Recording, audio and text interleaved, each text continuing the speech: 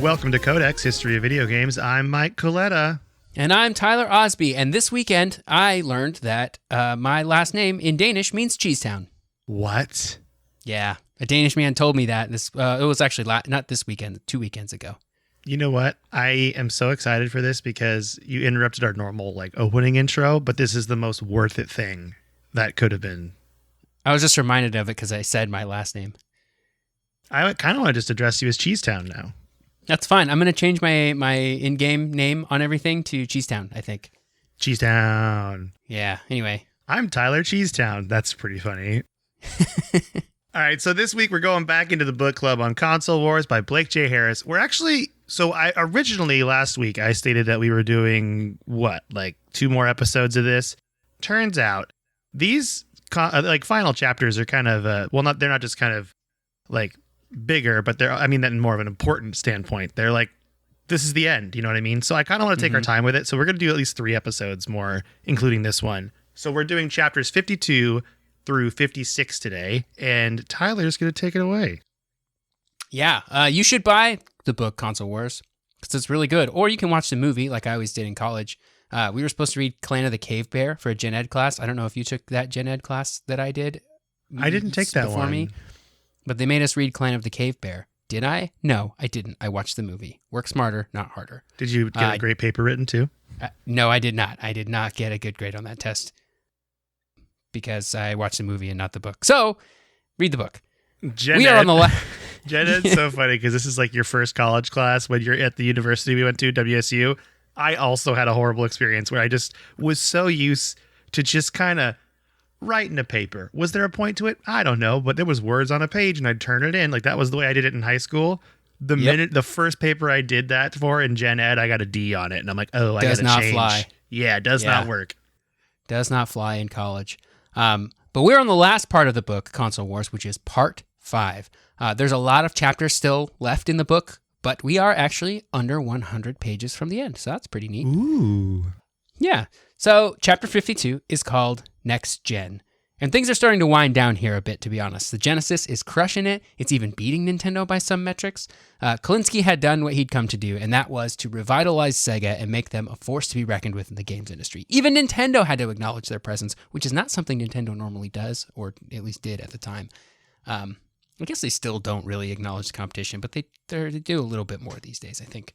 Yeah, they now just go we're doing something completely different. That's kind of their whole messaging. Yeah, they don't really have to acknowledge Microsoft and Sony because they're just doing something different, and they have been for almost 20 years now, really. But by now, it's time to start thinking about the future. We're in 1993, okay? The progress of technology marches on, and Sega is going to have to come out with some new hardware because Nintendo is certainly thinking about it, and Sony is right around the corner with their own entry into the games industry after having failed partnerships with both Nintendo and Sega. They were like, screw this, we're doing it on our own. So chapter 52 starts out with Ed McCracken, president of Silicon Graphics, excited to announce a new partnership. He's up there with Jim Clark, the founder of SGI, and one other person. And that person is, drumroll, Howard Lincoln from Nintendo. I thought SGI was striking a deal with Sega for next gen. Well, if you know the history, that's obviously not how all this panned out. SGI would rather partner with Nintendo for their next generation console, which promised real-time 3D graphics. Ooh, they called it Project Reality. Do you remember when the N64 was called Project Reality? I do. This is huge. I have a little mini rant about this in a second. So I'm going to stop talking and let you finish. I'm going to let you finish, but then I have a little thing I want to talk about with this. Okay. So what happened to the deal between Sega and Silicon Graphics? Basically, to put it simply, Sega of Japan. The struggle between Sega of America and Sega of Japan is omnipresent in this book, and it was only a matter of time, I think, that this struggle would eventually contribute heavily to Sega's downfall in the mid-90s. So Kalinske and the rest of Sega of America were stoked on this partnership with SGI because they knew they made awesome 3D graphics stuff, and they put together this whole plan for how they were going to convince Sega of Japan to let them work with SGI. Sega of America knew SGI was better for the Saturn than what was currently planned, but Sega of Japan thought the chip was too big. What? Too big. That's all I said. The chip is too big. What does that even mean? This was completely confusing to me. I guess it was too big to fit in the console. Well, you could just make it a little bit bigger. I don't know. Yeah. Well, Nintendo didn't seem to have a problem with it. So RIP SGI partnership. Now, my interpretation of this, I think Sega of Japan's decision was based on two things. I think, one, they didn't really want to work with an American company on this. And I don't know if that's like a broader thing with Japanese business. It seems to be sort of a theme throughout this book that Sega of Japan doesn't want Sega of America like calling any shots. They just want Sega of America to just take what Japan gives them and like make it work in America. So it could have just been a Sega thing. But they seem to have a lot of contempt for American businesses, even their own. And I might even say especially their own. And the second thing, which is really just kind of an extension of the first, is that they really just didn't want to give Sega of America the power to make decisions like this. Japan ran the show, and if America made a decision like this, does that take power away from Sega of Japan? Maybe. And so I don't think they wanted to risk that, which is a shame, especially because we all know how that turned out. So Kalinske told Jim Clark at SGI, he said, and Jim Clark said, what am I supposed to do now? Tom Kalinske had the same thought about his own, like, existentially, what he's supposed to do at Sega now. And what he did next will shock you. Gave him the contact information for Howard Lincoln over at Nintendo. What? This is the thing that was crazy to me. This actually happened? Is this confirmed, or is this just narrative it's in the book. Silliness? It can't be. I don't think it's narrative silliness. It's too big of a deal to just be narrative silliness. I think we are meant to believe that this really happened. Whether or not it did is a matter of whether or not you trust Blake J. Harris. But like, I think we are meant to believe this happened. There's so many things wrong with this, because I would be like, Tom Kalinske giving this information to Howard, like giving Jim Clark Howard Lincoln's info. I mean, obviously Jim Clark could find it, but sure, it just feels like such a betrayal to Sega of Japan, and it's like he's giving up. It's just a weird move. Do you just feel bad, I guess? It's maybe it might be a spiteful move towards Sega of Japan, like, okay, well, if we're not going to work with them, guess who is going to work with them, and then you'll be sorry, right? Like, this is like, now the fighting has actually turned extremely negative. Like, it's always been negative, right? But like, it's turned extremely negative here with Tom Kalinske like actively helping the competition, or at least helping Jim Clark, which I think he sort of considered Jim Clark a friend by now, because they had been hanging out, they were doing a lot of talks. So this may have been like a bro move to be like, look, I can't get Japan to sign off on this for me, but you may want to ask Nintendo and see what they think, right? It's for the bros. That's what it's for. For the bros. Like, I can see it. It makes me feel a little less bad about it if it's Tom Kalinske being a bro to his friend. Like, sort of like they had right of first refusal and Sega of Japan said no. So, well, I guess that's it. Maybe go see what Nintendo has to say, knowing that, or maybe not even thinking about the fact that if Nintendo does that and it works out, and then Nintendo builds a system around SGI's stuff, that it'll be wildly successful, which is what ends up happening.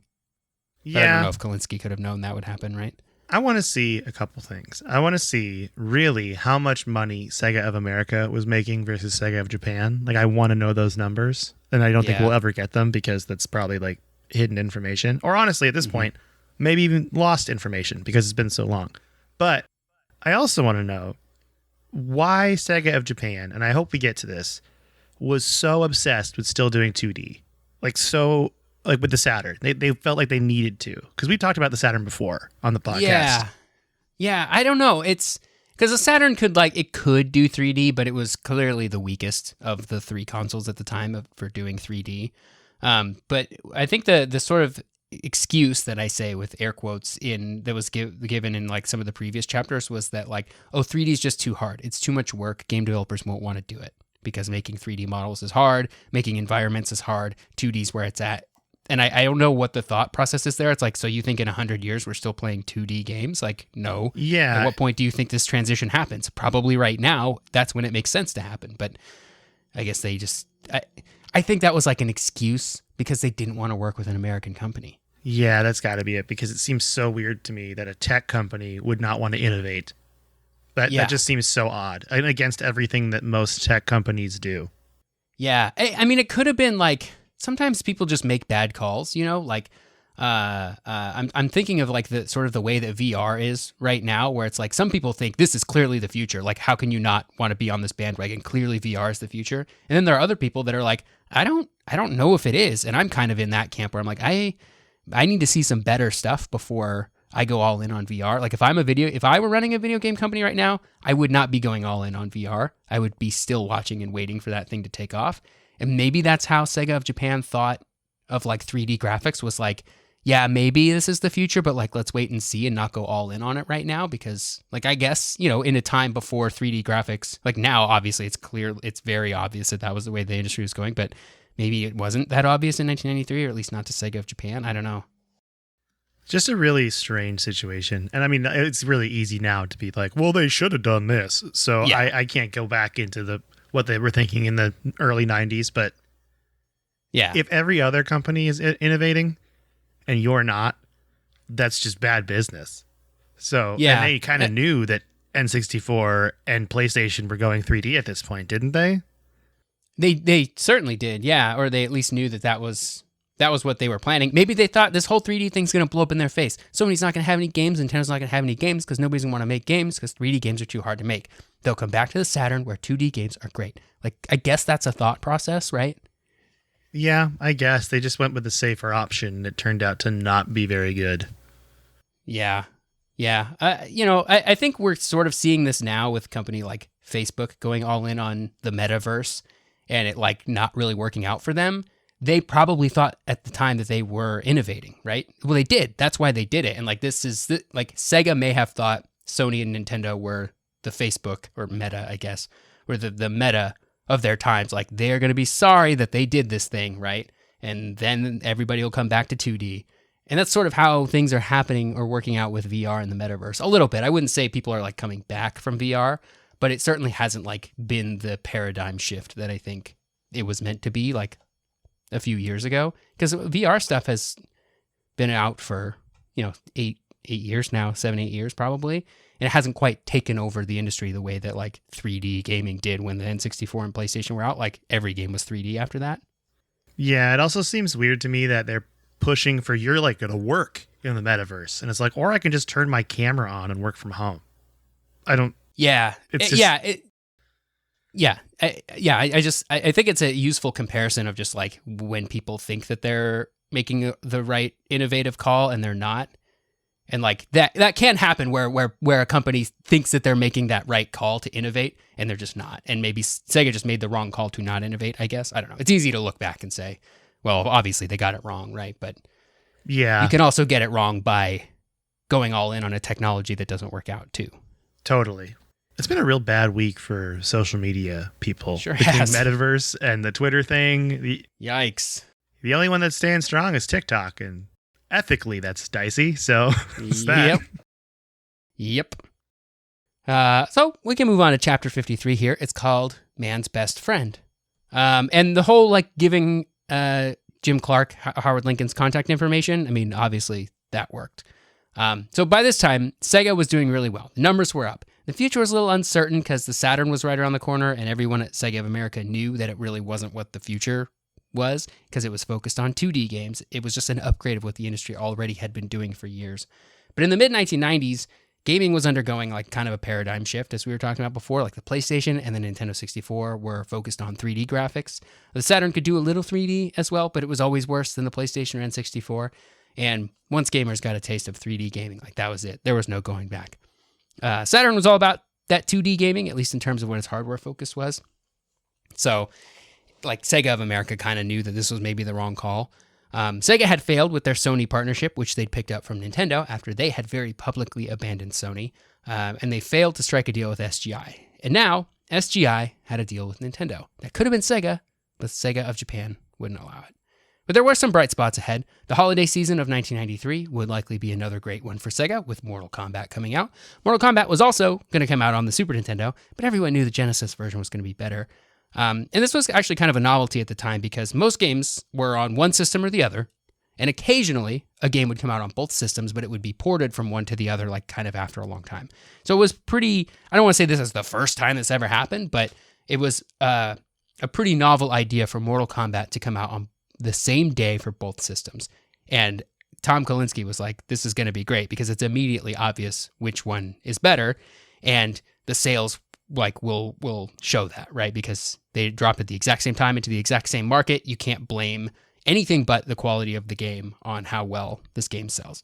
And Kalinske knew that it would be Sega that topped the charts with Mortal Kombat this holiday season. And then most of this chapter is like just contrasting Tom Kalinske and Peter Main as they contemplate their futures. futures, Peter Main at Nintendo. Both of them had dogs that they loved to walk in the morning, so this chapter kind of uses that as a way to compare them and make us think, hey, maybe they're not so different, are they? Which is true. This is a chapter that works much better in the narrative flow of a book and rather than like an informational flow, because there's not a whole lot of info in here other than these two guys like to walk their dogs. But it is a fun chapter to read, and it's a reason to buy this book. Yeah, my favorite thing about this chapter is, one, there's dogs in it, but two is that Tom Kalinske knows that they're in trouble, and so his whole idea is to just try to cushion the blow of the Saturn by taking advantage of everything he can. Because I think they mentioned in this chapter that Sega has passed Nintendo and has 55% of the market share, right? Mm-hmm. That's what they announced, which is kind of huge. But it doesn't really feel like it's a good goal because Tom Kalinske knows the future is so rough. So yeah, I liked it. I also liked how, because we don't really talk about Peter Main that much. I feel like we get a lot of info on Tom Kalinske, but Peter Main has to bide his time and like bite his tongue so many times when all this Sega stuff is going out. And it's pretty like a practice in patience and like choosing your battles like we talked about last episode. So I like this chapter a lot. Yeah, me too. It's a short one. The next one is chapter 54. And chapter 54 is called Night Trapped, because it always comes back to Night Trap, doesn't it, Mike? It always does. It's the first game we're going to play together on a stream is going to be Night Trap, 100%. All of this video game history stuff, when you talk about the early mid-90s, it all comes back to Night Trap, which is not even a good game and not even a game that anybody's even really played, right? Especially not back in the day. But gosh, it got a lot of press.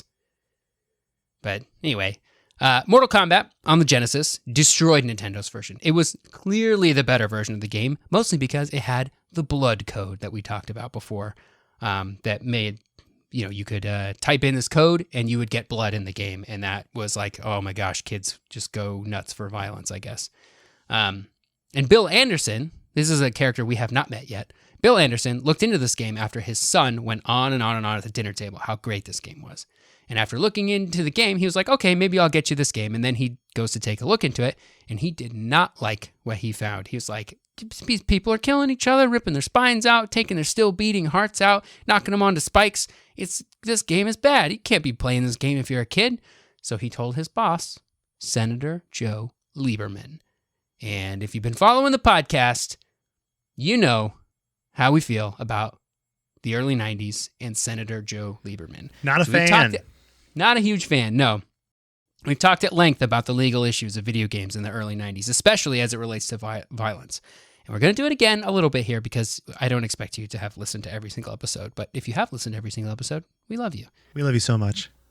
So kind of the TLDR here is that Lieberman went on a bit of a warpath against video games in the early 90s. The violence was getting more and more realistic, and people were worried about what this might do to their kids if they were exposed to it. Because up until this time, remember, video games are very much a kids thing, or at least they're seen as a kids thing. That's not as true today as it was in the 90s. But the games of the time in the 80s and then sort of getting into the 90s were all pretty simplistic, right? Like you got your Pac-Mans and your Pongs and your Super Mario Brothers. Even if they had violence in them, they weren't overly graphic. Like the systems, like the hardware just couldn't handle being too explicit. So people didn't really worry about games that much. I mean, some people did, but like it wasn't a national worry. But with Mortal Kombat, which was extremely realistic because they used that cool art style where they digitize like photos. They made it really bloody. They just sort of really went over the top with the violence here. That is really what made people sort of turn their heads and go, hey, wait a minute. We need to be thinking about how this affects kids. So Joe Lieberman visited Nintendo in Washington, where Nintendo talked about all of their quality control and content guidelines. And Mortal Kombat was actually a really, really good example of the differences between Sega and Nintendo, because they made the game vastly different on Nintendo. No blood. It was just dirt or sweat or whatever people thought of the gray clouds. A lot of the like fatalities, the more bloody ones, like just weren't in the Super Nintendo version. So Lieberman now had ammo to go to war against video games, but more against Sega than Nintendo. That was kind of Nintendo's goal here, was to make it more about Sega. There is a letter here that Lieberman wrote to his fellow Congress members about how violent video games are and how we need to be thinking about what to do here. Basically, the letter describes a bunch of video games that are violent and then talks about how there's no standardized rating system in place because the ESRB hadn't been developed yet. So this was totally true. there really wasn't a good way to get to know the content in a game without actually playing it yourself. Because remember, this is in a time before YouTube. You couldn't just go online and type in Mortal Kombat and like watch some gameplay, right? You had to like sort of figure out a way to get a hold of the game, play it yourself before you knew what was going to be in it. So Lieberman introduced legislation that would give Congress a year to work with game companies on standardizing a system. And then if they weren't successful with standardizing like a rating system, the government would just do it themselves. Now, I'm not one of those video games makes kids violent people. I mean, obviously, I love video games, and I don't think of them that way. But I do appreciate content warnings for parents to know about what they're buying for their kids. Like if your 5-year-old says they want Grand Theft Auto 5, you should maybe have a way of knowing what's in that game before you buy it for your kid, right? Like, I'm not saying that your 5-year-old can't play Grand Theft Auto 5, but you should probably know what's in the game if they're going to be playing it, right? So I think a standardized system for that is good. Sega already had a system in place, so they were actually ahead of the curve here. And most of the games that came out for the Genesis were rated GA for general audiences. It's like 90% of games that came out were like totally fine. So these ultra violent games were really the minority. But Joe Lieberman reached out to, Kolinsky reached out to Nintendo's RoccoW all the same. What he wanted to do in reaching out to RoccoW was he wanted to join forces with Nintendo to make sure that whatever comes of this legislation is like something that they're in control of, so that they don't end up with the government creating a bunch of rules about an industry that they don't know anything about. So he's like, we already have a rating system that we've made for Sega Genesis games. Nintendo, would you please also use it for your games? So that, you know, we're sort of in control of this rating system. We can sort of self-police. Let's like work together here, right?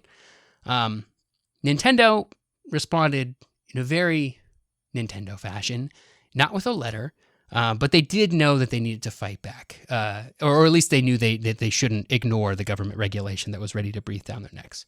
So instead of competing with Sega, they opted to put more attention onto Sega and then sort of claim that like, oh, Nintendo are the good guys here. Our games aren't as bad as those guys because we don't have violent games on our systems and our games are more kid-oriented or whatever.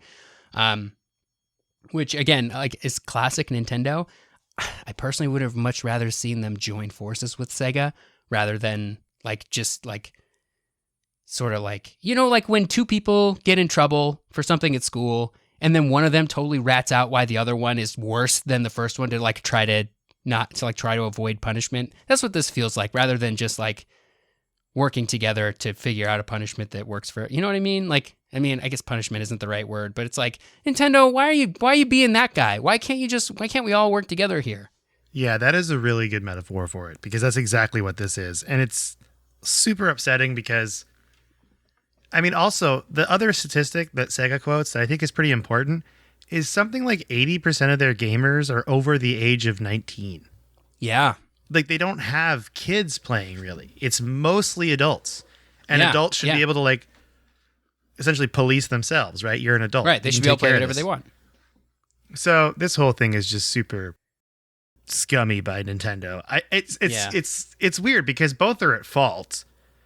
And I guess Nintendo did prepare, but their response to this letter is just really weird. And we'll see more about that response to the letter in a second. But chapter 55 is called It's Just Windy, Not a Metaphor. And this one's all about parades.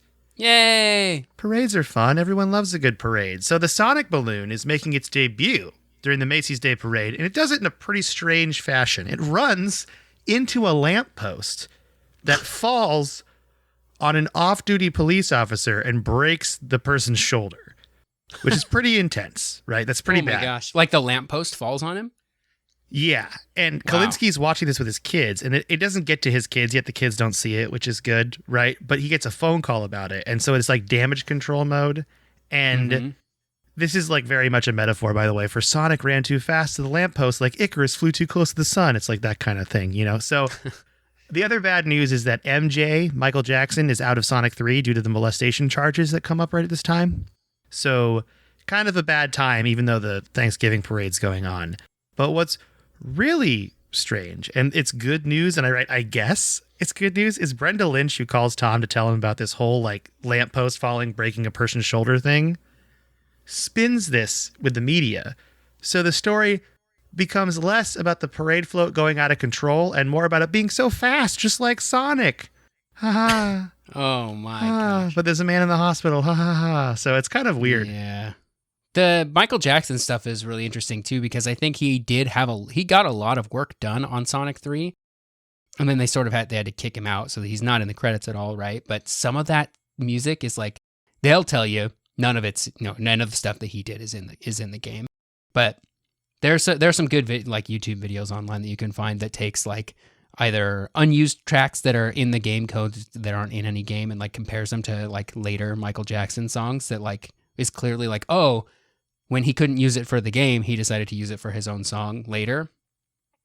Which I think is really interesting. But there's a lot of evidence that like the style of song that's in this game is very much the kind of music that Michael Jackson wrote. So maybe not all of it made it out of there. And then you got this stuff with Sonic Origins. And I could have this story wrong because I'm remembering off the top of my head. But the new like sort of re-release of the first 4 Sonic games in Sonic Origins that just came out like a few months ago. They replaced a lot of the soundtrack in Sonic 3 because I think... like it was Michael Jackson stuff, like, or that's at least like sort of the story that the internet says. Of course, they'll never tell you that, but it's like, oh, some of these songs are different, and it's like, oh, wonder why. Got it. So they kind of go back and do the cutting they should have done in the 90s. Interesting. Yeah. So yeah, this chapter is very much a segue, kind of like that one last week where Nakayama smashes the prototype. It's like that. It's a little segue chapter. So we now go into chapter 56, which is the last chapter we're going to talk about today because it fires me up. Okay? I'm going to warn you, Tyler, about to get fired up. Watch out now. All right, let's go. I love Fired Up Mike. So this chapter is all about politics. I'll definitely sum up what happens because it's quite a bit. This is essentially the big pile-on Sega at this congressional hearing. So they're doing one congressional hearing now, giving them a year, and then going to do another one, right? And first... Senator Joseph Lieberman opens up with a soundbite, which is this, quote, "Like the Grinch who stole Christmas, these violent video games threaten to rob this particular holiday season of a spirit of goodwill." So it's not hyperbolic at all, right? It's totally fine. Okay. Then experts come out and they talk about how video games that are violent are bad for children, which we won't really reiterate a lot of the details here because I think we covered this in Ultimate History of Video Games, but you got your classic, well, they're participating in these violent events because they're using a controller and they're like playing it, so that's why it's worse than movies and television. A lot of this stuff has been debunked since this was written, most likely, and honestly since those congressional hearings happened, because truth be told, there's not really any correlation between violent video games and making children violent. That's like just science at this point, I feel like, has covered this. Yeah.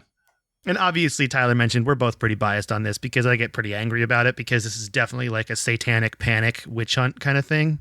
And it happens every 3 years and it drives me nuts. But hey, okay. So if this is all I'm fired up about, though, my life's not so bad. So then it came up time for Howard Lincoln of Nintendo to speak. And his entire argument is against Sega. Just like Sega's the worst. We're the best. Look at all the things we did. We changed Mortal Kombat. We don't have Night Trap, yada, yada, yada. Because these hearings were entirely about Mortal Kombat and Night Trap, which is funny because Mortal Kombat, extremely popular game. Night Trap, very much a cult classic now.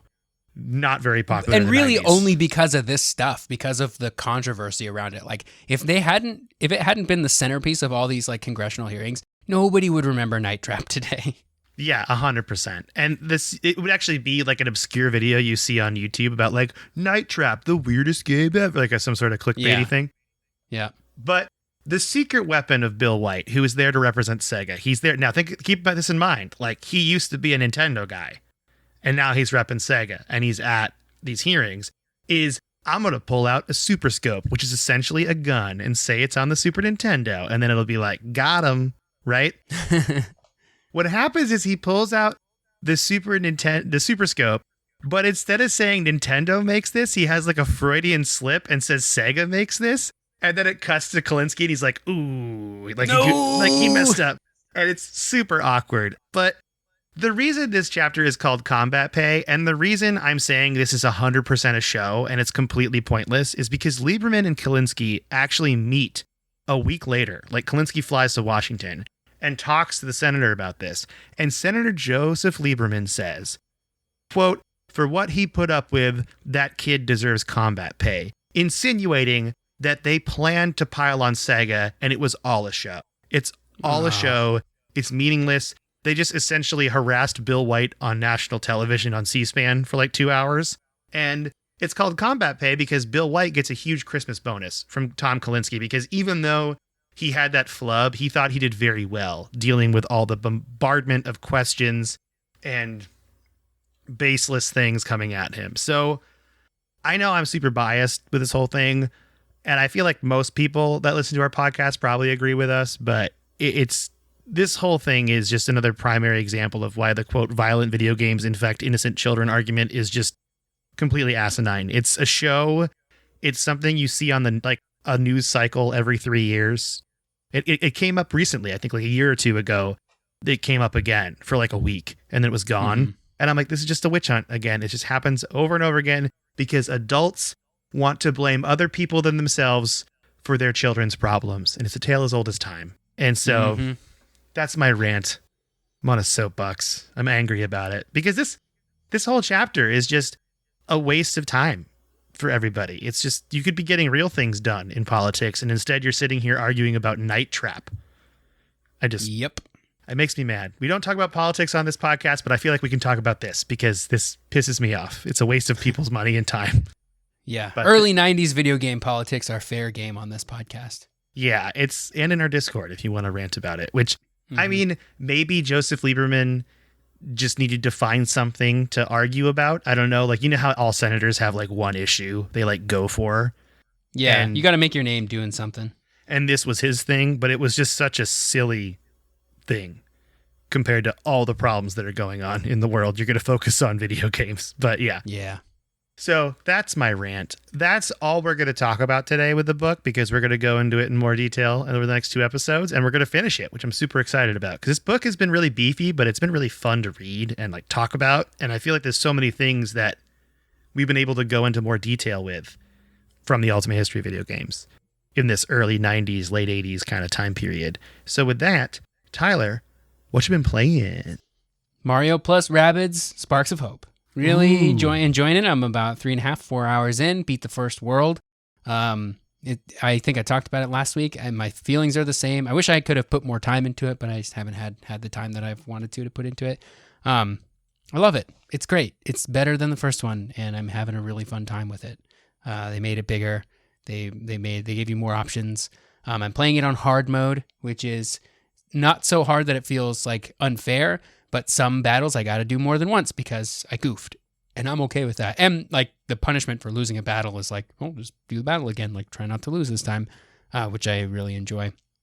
It is a little bit unforgiving with how much like you don't really get healed in between battles. Like after you finish a battle, I'm on hard mode, so I get like a slight heal, like very slight, like maybe 10% of my HP comes back, but probably not even that much.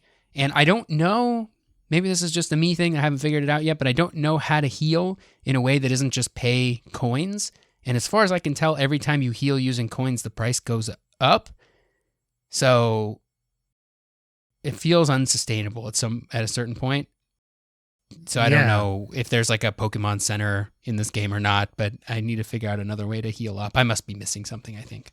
There was no like tutorial thing about that? That seems like a big misstep. Well, there might have been, and I might have skipped it, so it might be on me. Proud of you, though. You got to go in like a real gamer. Go in hard. That's right. I don't need your tutorials and then go, this game doesn't teach me how to play. Well, I've been playing a lot of New World, obviously, but I don't want to talk about that because I went to a friend's house who's got a bunch of retro games. He has an Atari. We had some good conversations, but I also got to play Gex Enter the Gecko for Nintendo 64. Nice. Which was a game I never had, and I don't know how we've not talked about Gex on this podcast. Did you play Gex as a kid? No, but I really wanted to because I always saw the ads in Nintendo Power, and I was like, man, I really wanted to play this game, but I never did. Well, it's really fun. I had it for Game Boy, and I never really played the 64 game, and I knew the whole storyline is it's this gecko who watches a lot of TV, and he goes into these worlds, right? And it's so fun, and it felt so ahead of its time, even though I'm playing on 64. And by ahead of its time, I mean it's like the dialogue, the story, the satire that's going on is just a really good level, and I love it. And Dana Gould, who's an amazing comedian, voices Gex, the gecko, in the N64 game. And there's a lot of voice lines for a Nintendo 64 game. Like PlayStation, which it was on also, obviously could do more things with audio because it was on CD, but they fit a lot of stuff on a cartridge. So I was really impressed, and I played that, and I'm like, you know what? I'm going to go buy a copy of it because I don't own a copy of it, and I think it needs to be a part of my N64 collection, and then I'll play it, and we can do an episode on it. Ooh, that sounds fun.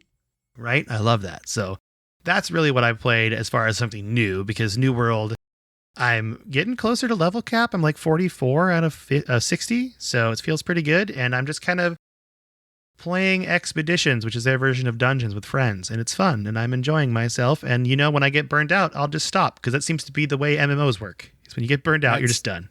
That is okay. That is an acceptable way to play. You don't have to play every day and love it for 10 years straight. You could just be a normal person and move on to other games.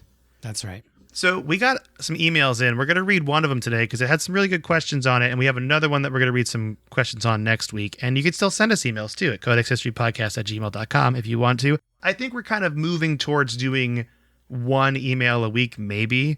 And then we'll do mailbags for like the more emails we get, because it takes up a lot of time.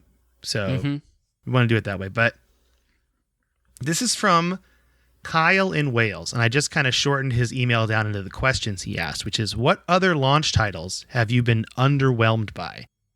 And I think what he meant here was titles at launch that were underwhelmed, because the whole email is about Overwatch 2 and the overhype that came with it and how it was really underwhelming for Kyle to have come out, which I get. You know, it was kind of a bad time if you were trying to play Overwatch 2 for a little while.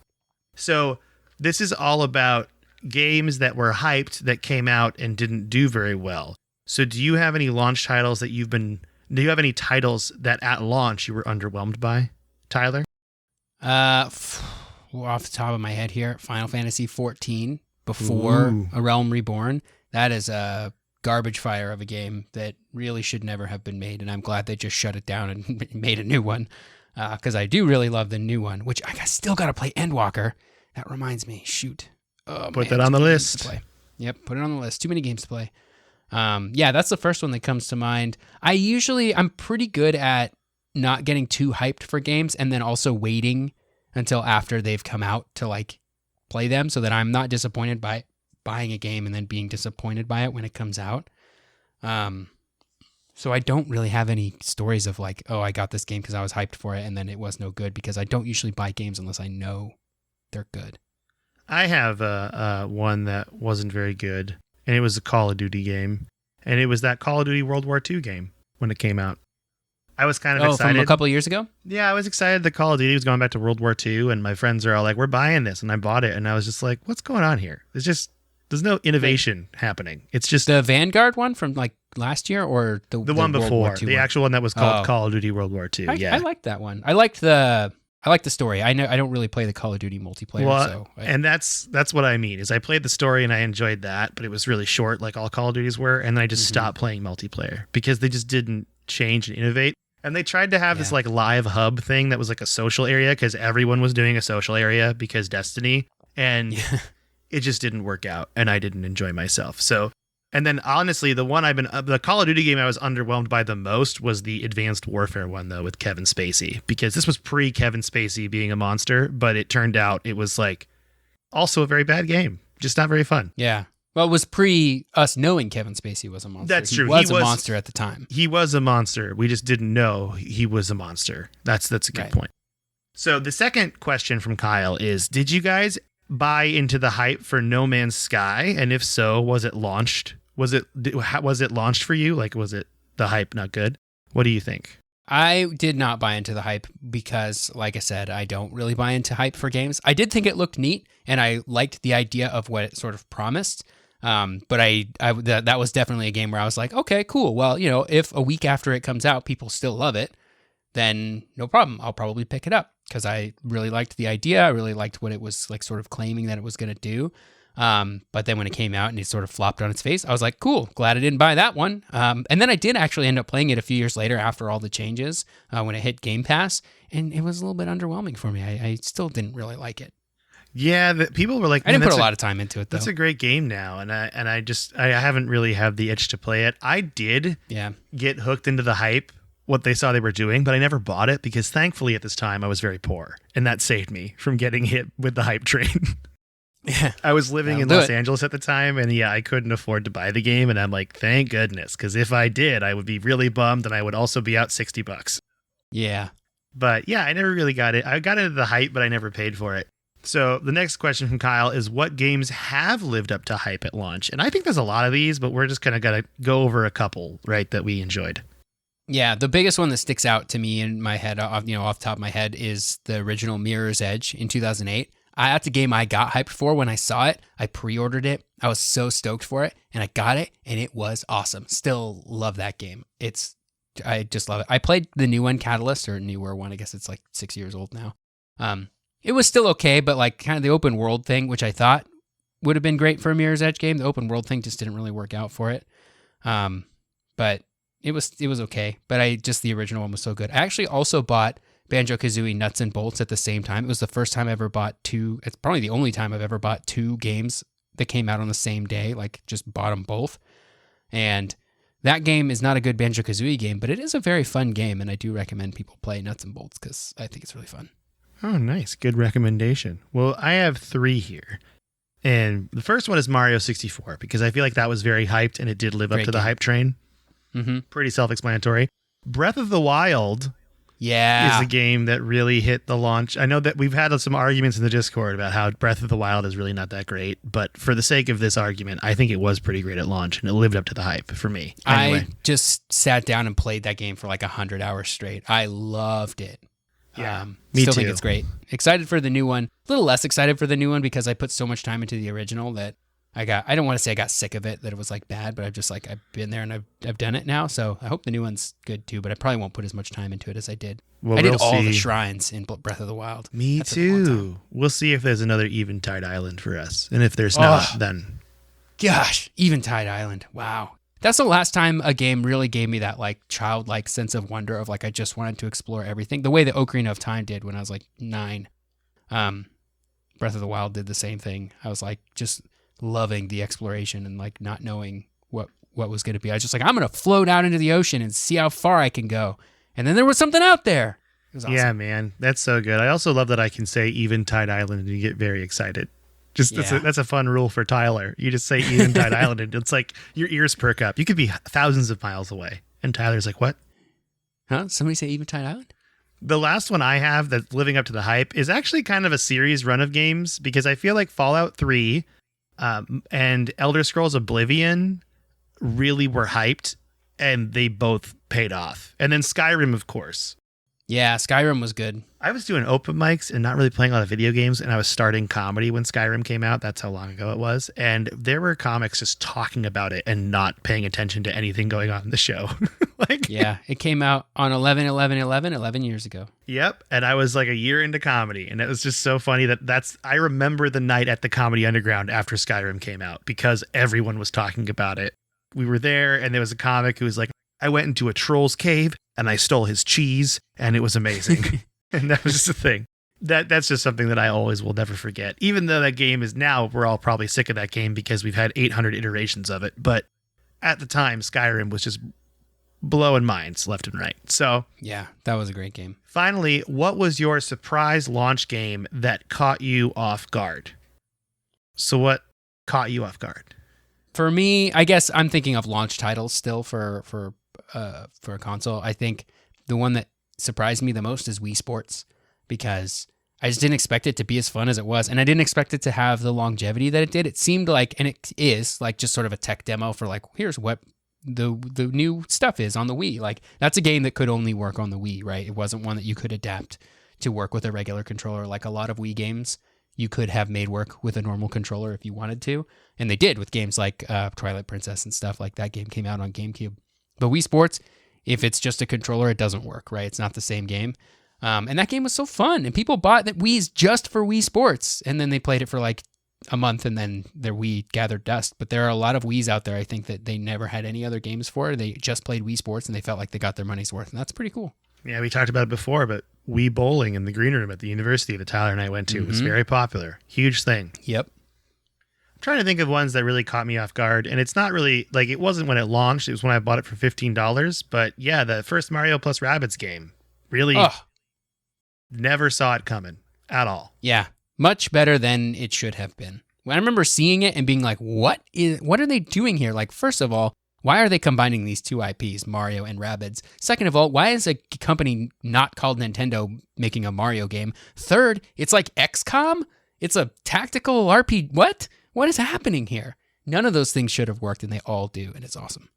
Totally. Agreed. It really blew me away. Other than that, like, I haven't been caught off guard by anything really that much lately because I've been kind of really being hyper aware of what's coming out. I'm trying to become more in tuned with the gaming sphere, you could say. And it's not just because we do this podcast, but because like I want to just see what's happening, what's going around. So I'm not really getting caught off guard as much anymore. But one of the ones from my childhood I remember the most that really caught me off guard because I just saw it and I bought it not knowing anything was Snowboard Kids, which I've talked about on this podcast at length. But Great game. It's a great game and I love it. And it was so fun. And that's just, and also Advance Wars was another one for the Game Boy that I just didn't see coming. Oh, the remake of that got delayed indefinitely. I saw that, and I am very, very sad about it. And I want to know what happened, but I don't think we ever will find that out. Yeah.